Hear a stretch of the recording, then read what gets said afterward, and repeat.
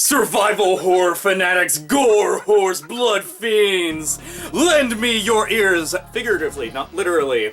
We are only a couple days away from the end of the Nightcry Kickstarter, and they still haven't met their goal, and I want to see this shit happen as a longtime fan, a very long-time fan of the Clock Tower series, and a big-time survival horror fan, because you motherfuckers all know I love the shit out of all my games. They're all about scary shit. I want to see this game happen. Nightcry looks fucking badass as shit, so if anything, share the Kickstarter with all of your friends anywhere that you know that might have somebody who's like, I'm interested in those kind of games that make me fucking wet myself. And they're like, fuck yeah, fuck yeah, fuck yes. Lots of words being fuck. I should add a fuck counter to my videos, but you want to know what? I'm fucking lazy, so I'm not going to. It's all about the message. At the end of this is going to be a cool-ass fucking game. If you played the original Clock Towers on Super Famicom, PS1, PlayStation 2, and Haunting Ground in addition, then you know that the entire point of the game is not like traditional survival horror games where they load you up with tons of military-grade weaponry, where you're jumping in fucking tanks, or giving grenades, rocket launchers, and all sorts of other shit. You're jumping in Megazord, some Voltron-type shit's happening, and you're just pounding the fuck out of all the enemies that you see, and like, oh my god, locked-on missiles, and it's fucking just...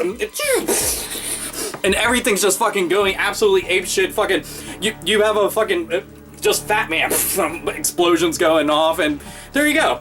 Tons of death everywhere. In the Clock Tower games and in Nightcry, you only have your wits and that's it. Your wits, your tits, and get the fuck out of the room because you're going to get impaled, gored, limbs are going to be cut off, you're going to be like Tokyo Gore Police, spraying blood everywhere, doing some kind of modern art shit. It is going to be fucking bad. Nobody wants the weather forecast to be fucking raining blood. Unless it's Slayer playing, then that's okay. And my brain's going a mile a minute, but seriously. The games are scary as shit because all you can do is run and hide. That's it. And few times you can defend yourself, but it's not all that big of a deal. It's like, oh, I got this Earthworm Jim figure, I'll throw it at you! And they're just like, I love Earthworm Jim. And it's like, no! And then you have this big fucking hole inside you and they split you up the center and it's like some Mortal Kombat fatality shit.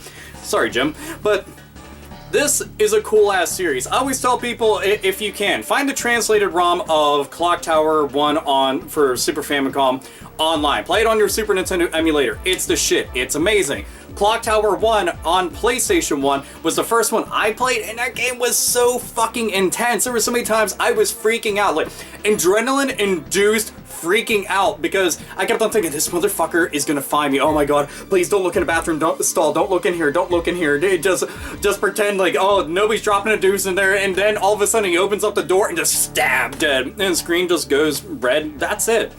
And it's fucking intense. It's so nuts. You know, and you would see the game and you would consider, you know, oh man, those low polygon graphics and stuff, that can't be all that scary, until you play it, and then you're freaking out. That fucking music gets all intense, and you're just like, no! Run, bitch! Get the fuck out of there! And it's cool because Nightcry does same exact thing, and what's also nice that I enjoyed about this, and it's something that we take for granted in modern gaming, but they were doing this shit back in the day. Every single one of the decisions and choices that you make throughout the entire duration of the game is going to have some kind of effect on the game. So it'll depend on what characters you get to play as. If you end up changing any characters, it'll depend on the locations that you get to visit and go to. It depends on the ending that you get and different other dialogue choices that you're going to be presented with. I always like that. You know, and it made for a lot of replayability. Traditionally, modern games now, it's like, okay, we'll just tack on some kind of thoughtless fucking multiplayer into it, and that's it. Or we'll just make some fucking bullshit DLC that barely adds anything to it. Here's a gun!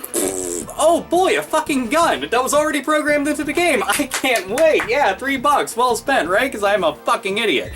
But this kind of shit right here, and the game's $20. 20 bones, that's it. So you drop 20 bones, get the fucking game, and they're aiming for December of 2015. So this year, that's pretty fucking badass. Those are the fucking radical tits that I like to see. That and the really fucking pale ones that are all bouncy and perky in my face. Those ones are fucking awesome as shit too.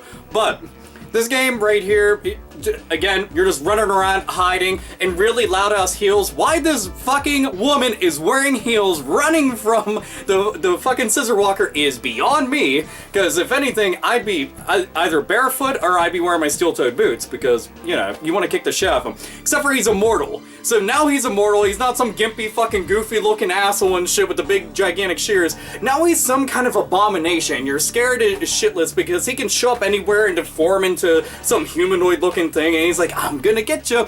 I'm gonna fucking cleave you in half. An entire marching band could be there, and I can be like, shink! And then all of a sudden their upper torso slide off, and then... And that's about it. It's gonna be amazing. It'll be like some Dead Alive / Brain Dead shit. Great movie, by the way. But this looks fucking cool. So share the Kickstarter with everybody. Share the love of gore and bloodshed and all sorts of other shit. You know, run around in the game and try to find other survivors to go and help you, except for the body count is gonna be up to your brow and you're gonna have to be climbing over to fucking dead. Torture Killer will be playing, or Cannibal Corpse, or 6 Feet Under, or whatever fucking random band you want to have going playing and shit. So that'll be badass. Actually, would be really cool. I like that. But check out the other Clock Tower games, Haunting Ground. I know that they're kind of expensive, so maybe emulate them if you have to. I don't give a shit how people get a hold of their games. If they're still made available digitally, I always say support them. But if they're not, then there's your fucking option. I just want people to play good games and know that they're awesome because, well, they deserve it. And Nightcry definitely deserves it too.